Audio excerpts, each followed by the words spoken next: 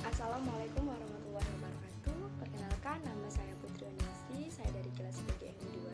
Di video ini saya akan mengenai tugas mata kuliah Matematika FI dengan dosen pengampu Bapak Fuadila Ali Sofyan MPDI. Langsung saja kita akan membahas pembahasan yang pertama, yaitu apa saja sih kekasan matematika sebagai suatu cara berpikir. Jadi, matematika itu merupakan ilmu yang melatih penalaran kita agar berpikir secara logis dalam menyelesaikan masalah dan keputusan. Oleh karena itu, pemahaman pada matematika memerlukan proses menempatkan secara tepat informasi atau pengetahuan yang sedang kita pelajari ke dalam jaringan internal dari representasi yang sudah dimiliki sebelumnya.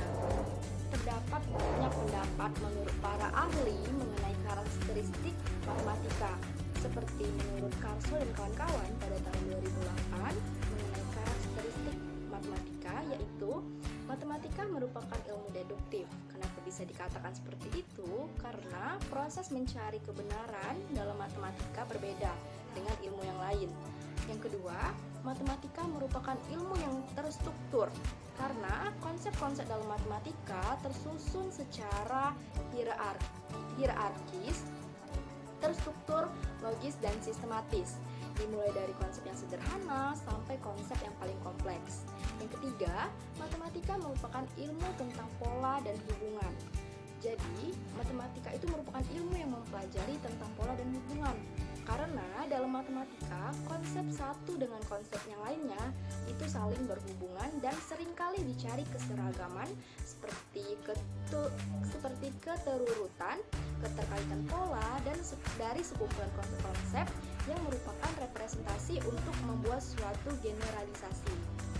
Yang keempat, itu matematika sebagai ratu dan pelayanan umum. Kenapa? Karena matematika banyak diperlukan dalam ilmu-ilmu lain seperti fisika, kimia, biologi, teknik, dan lainnya. Seperti dalam buku akuntansi matematika digunakan untuk mengolah data. Dalam ilmu ekonomi, matematika digunakan untuk menganalisis keseimbangan pasar. Matematika adalah bahasa yang melambangkan serangkaian dari pernyataan yang ingin kita sampaikan. Contohnya itu, matematika terdiri dari simbol-simbol yang jumlahnya sangat banyak dan memiliki makna yang luas. Misalnya simbol perkalian. Masih dalam pembahasan kekasan matematika dalam cara berpikir, yaitu pemahaman konsep berpikir dalam matematika. Jadi, pola berpikir yang sistematis, kritis, logis, cermat, dan konsisten menyebabkan matematika mempunyai struktur yang kokoh dan harmonis antara suatu hasil dan lainnya, tidak saling bertentangan. Seperti menurut pendapat Davin dan Simpson pada pemahaman konsep berpikir siswa, yaitu yang pertama mampu menjelaskan konsep. Jadi, siswa mampu untuk mengungkapkan kembali apa yang telah dikomunikasikan kepadanya. Contohnya itu pada saat siswa belajar geometri pokok, bahasan bangun ruang sisi lengkung atau bisa disingkat BRSL. Maka di situ siswa mampu menyatakan ulang definisi dari tabung, unsur-unsur tabung, definisi kerucut, dan unsur-unsur kerucut. Jika siswa diberikan pertanyaan sebutkan ciri khas dari BRSL, maka siswa dapat menjawab pertanyaan tersebut dengan benar. Yang kedua, itu menggunakan konsep pada berbagai situasi yang berbeda. Contohnya itu dalam kehidupan sehari-hari.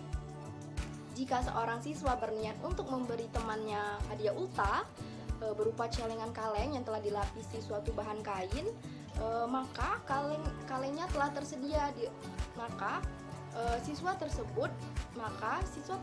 harus memikirkan berapa meter kain yang akan dibelinya, berapa uang yang harus dimiliki untuk membeli kain tersebut, dan untuk memikirkan berapa bahan kain yang harus dibeli. Berarti dari situ siswa tersebut telah mengetahui konsep luas permukaan kaleng yang akan dilapisinya dan konsep aritmatika sosial. Yang ketiga, itu mengembangkan beberapa akibat dari adanya suatu konsep. Hal ini dapat diartikan bahwa siswa paham terhadap suatu konsep, akibatnya siswa mempunyai kemampuan untuk menyelesaikan setiap permasalahan dengan benar. Oke, kita lanjut pada pertanyaan yang kedua. Bagaimana kekasan matematika dalam menyelesaikan persoalan sehari-hari? Jadi ada beberapa tahapan, yaitu yang pertama, kita harus memahami terlebih dahulu masalah yang sedang terjadi. Yang kedua, itu tahap membuat rencana, yaitu untuk menyelesaikan masalah, maka kita harus mempunyai rencana pastinya. Contohnya itu seperti siswa yang telah membuat target mengenai nilai ujian yang ia inginkan. Maka dari itu, ia harus menyusun rencana yang tepat untuk belajar agar hasil ujian yang ia dapatkan dapat sesuai dengan yang sudah ia rencanakan. Seperti siswa tersebut perlu menentukan berapa jam sehari ia harus belajar materi yang belum dikuasainya. Yang kedua, itu tahap melaksanakan rencana yang dibutuhkan. Jadi, dalam tahap melaksanakan rencana ini adalah kesungguhan hati, ketekunan, dan kedisiplinan. Yang terakhir itu tahap evaluasi. Jadi, pada tahap evaluasi ini, maka kita harus mengkoreksi hasil yang telah kita dapat. Seperti contohnya, seorang siswa pada ulangan pertamanya mendapat hasil 85 dan pada saat ulangan kedua ia mendapat hasil 75. Maka hal tersebut harus kita evaluasi, hal-hal apa saja yang membuat nilai ulangan kedua itu turun. Oke, lanjut. Yang ketiga, pertanyaan yang ketiga, apa saja kegunaan matematika dalam mengkaji bentuk-bentuk informasi? Pastinya, teori informasi itu adalah disiplin ilmu dalam bidang matematika terapan yang berkaitan dengan kuantisasi data sehingga data atau informasi itu dapat disimpan dan dikirimkan tanpa kesalahan atau error melalui suatu kanal komunikasi. Jadi, kegunaan matematika dalam mengkaji bentuk-bentuk informasi adalah sebagai alat menerjemahkan kuantisasi data atau informasi ke dalam bentuk informasi yang tepat dan berguna, relevan, dan akurat sehingga tidak terjadi bias pada data atau informasi. Jadi, matematika terapan tersebut secara umum disebut matematika diskrit. Matematika diskrit itu merupakan dasar ilmu untuk mempelajari pendidikan informatika atau ilmu komputer. Dan juga terdapat beberapa pakar yang berpendapat bahwa matematika diskrit merupakan matematika yang khas, matematika khas informatika atau matematikanya informatika. Masih dalam topik matematika diskrit, jadi teori ilmu komputer itu membahas bagian yang berhubungan dengan komputer. Hal ini erat dengan teori grafis dan logika. Dibahas pula tentang algoritma untuk perhitungan dengan komputer. Teori informasi itu membahas kuantifikasi dari informasi, berhubungan erat dengan teori coding yang digunakan untuk mendesain jaringan transmisi data efisien, dapat dipercaya serta metode penyimpanannya.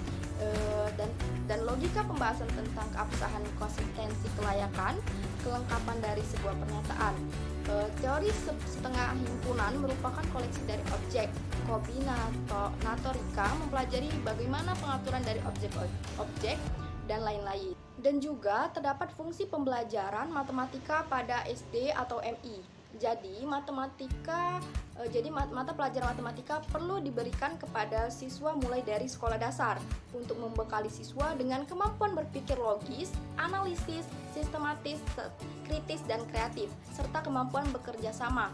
Dengan mempelajari matematika, siswa dapat memecahkan masalah dalam kehidupan sehari-hari seperti dapat menghitung, dapat menggunakan kalkulator, komputer, dan lain-lain. Siswa yang mempelajari matematika juga dapat berpikir kritis, logis, dan berjiwa kreatif. Oleh karena itu, mengingat peranan matematika yang sangat penting dalam kehidupan sehari-hari, maka manusia diperlukan pengajaran matematika sejak dini. Dan lanjut pada pertanyaan yang keempat, yaitu siapa sajakah pihak-pihak yang memerlukan matematika? Jadi, dalam kehidupan sehari-hari, terutama dalam berbagai cabang ilmu, banyak sekali pihak-pihak yang memerlukan matematika. Seperti diantaranya itu, matematika dibutuhkan oleh penjual dan pembeli. Seperti dalam interaksi kita dengan penjual dan pembeli, yaitu dengan transaksi jual-beli. Yang kedua, matematika dibutuhkan dalam keluarga karena manusia memiliki orang tua yang terdiri atas ayah, ibu, kakak, adik, kakek, nenek, dan jika manusia tidak dapat berhitung, maka dia tidak dapat mengatakan bahwa dia memiliki dua orang tua. Yang ketiga, matematika dibutuhkan di lingkungan sekolah. Manusia membutuhkan manusia lain untuk berinteraksi pastinya kan dengan orang lain. Di sekolah, setiap siswa harus berdiskusi dan mengerjakan tugas matematika dan melakukan perhitungan untuk menyelesaikan soal tersebut. Dan yang keempat, matematika itu dibutuhkan oleh seorang arsitek. Jadi para arsitek menyatakan betapa pentingnya matematika dalam menganalisis dan menghitung masalah struktural dalam merancang rangka sebuah gedung. Hal tersebut juga merupakan solusi memastikan bahwa struktur bangunan akan tetap berdiri dan stabil. Dan ahli programmer dalam perkembangan ilmu pengetahuan dan teknologi yang semakin pesat yang berkaitan dengan komputer dan internet, dan dunia semakin membutuhkan ahli pemrograman untuk membuat beragam aplikasi, dan yaitu dengan matematika yang mencangkup ke dalam berbagai topik dari studi teoritis algoritma dan perhitungan, membantu penerapan sistem komputasi dalam perangkat keras dan perangkat lunak. Jadi, matematika itu sendiri memiliki karakteristik diantaranya, yaitu matematika merupakan ilmu deduktif, matematika merupakan ilmu yang terstruktur, matematika merupakan ilmu tentang pola dan hubungan, dan matematika merupakan ratu dan pelayan ilmu. Dan juga dapat dikatakan matematika sebagai bahasa.